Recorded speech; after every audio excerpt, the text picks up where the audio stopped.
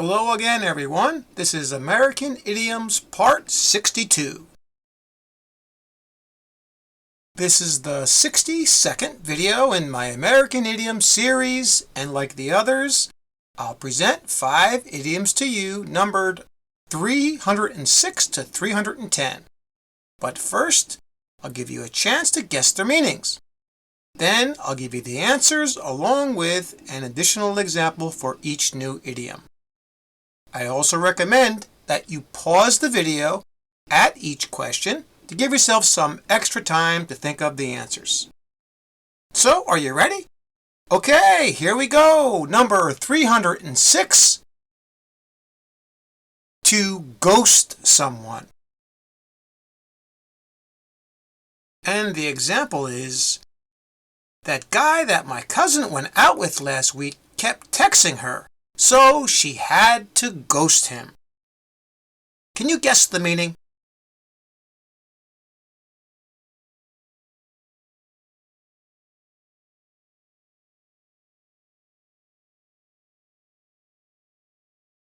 And the answer here is B, to abruptly cut off contact with someone without giving that person any warning.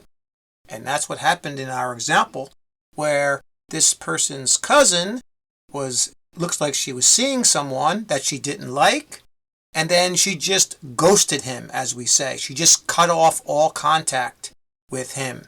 Now, this is a relatively new idiom, okay? And they usually do this by just not showing up for a date or cutting off all communications with social media or any other way that they can contact you, okay? It means that you just, in a sense, you just disappear, okay? You ghost someone. Here's another example.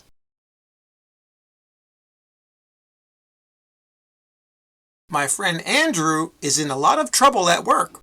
He ghosted his girlfriend, and then she became his boss. Now he doesn't know what to do. All right, in this case, Andrew ghosted his girlfriend. He just disappeared. Figuratively, he cut off all contact with her. But then she became his boss, so now he's in trouble. Got it? That's what it means. All right, here's number 307. Get off to a flying start. And the example is, my vacation got off to a flying start this week because the weather was great and I was able to play golf every day up until today. Can you guess the meaning?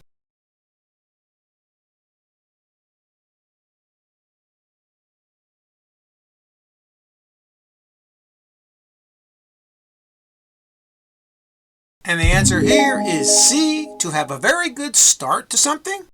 And that's what the person is talking about in the example. The person went on vacation and it got off to a flying start. It had a very good beginning because the weather was great and he was able to play golf. Okay, so if something gets off to a very good start, it means a flying start. Got it? Okay, here's another example.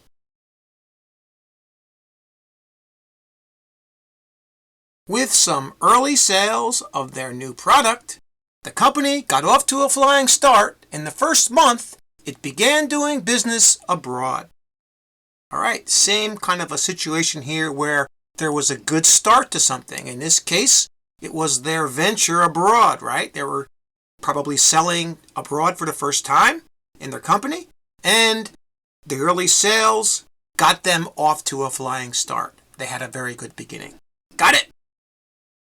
All right, and now for number 308. To give something a whirl.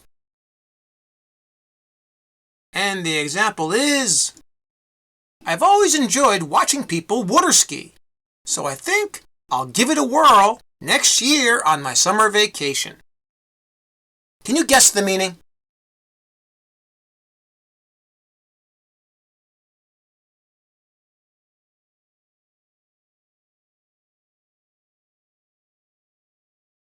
Did you guess C, to try something? usually for the first time. If you did, you are correct. And that's what it means if you give something a whirl.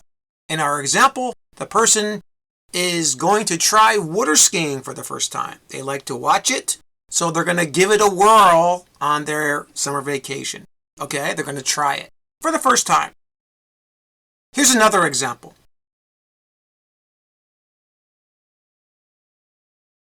Ray never rode a horse before, but he gave it a whirl last weekend and now he loves doing it. Okay, so Ray never rode a horse, but he gave it a try. Okay, for the first time, he gave it a whirl and he liked it. Okay, that's what it means. Now for number 309, to change hands. And the example is, do you know who bought that sushi restaurant in our neighborhood? That place has changed hands so many times that it's hard to tell who currently owns it. Can you guess the meaning?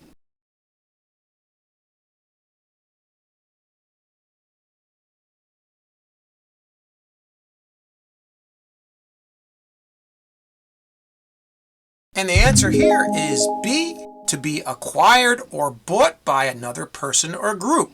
That's what it means if something changes hands. In the example, the person didn't know who owned this restaurant because it had been sold many times. So it had changed hands many times. That's what it means. It had many owners. Okay? That's what it means to change hands. All right? To be bought by someone or another group. Okay? Here's another example.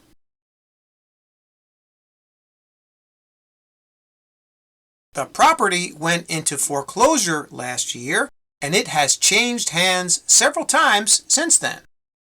Okay, in this case, there was property that was foreclosed, and then many people bought it in the last year here, right? Several times, so it changed hands.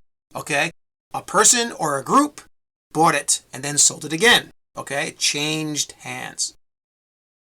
All right, and now for our final idiom, number 310. To fire on all cylinders. And the example is, after a very slow start, our department is now firing on all cylinders, and we should be able to meet all of our deadlines this month. Can you guess the meaning?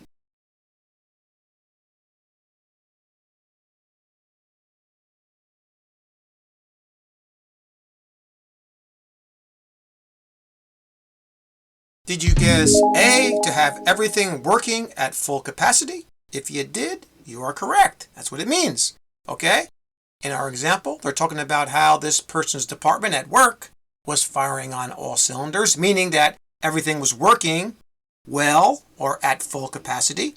So they should be able to meet all of their deadlines. Okay? That's what it means if you're running on or firing on all cylinders. It's like a car that's working at its peak. Okay? It's firing on all cylinders. That's where this comes from. All right, here's another example.